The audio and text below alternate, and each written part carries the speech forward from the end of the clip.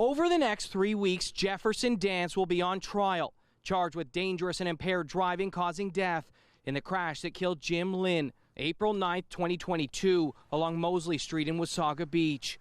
Dance, who is now 47, is accused of driving his Tesla, reaching a top speed of 196 kilometers per hour prior to crashing into the back of this Nissan Juke driven by Lynn, whose car was seen rolling twice before landing on its roof. In his opening statement, Crown Attorney Indy Candola said Dance was tested for impairment and had a blood alcohol level between 3 and 4 times the legal limit.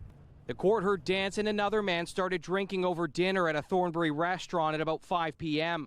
Hours later, the vehicle was seen leaving a Wasaga Beach restaurant minutes prior to the crash, just before midnight. The Crown's first witness, a tow truck driver, testified he heard screeching tires prior to seeing a vehicle spinning before landing upside down.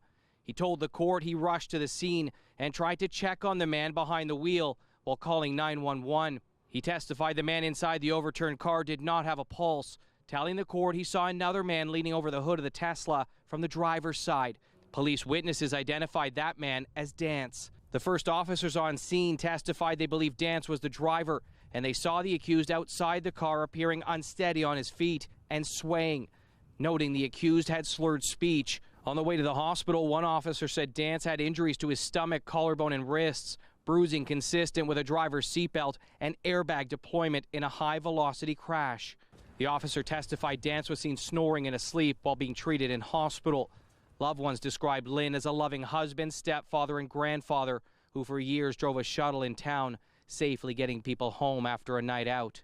The trial is scheduled to continue tomorrow with further Crown witness testimony. Mike Arsledy, CTV News, Barrie.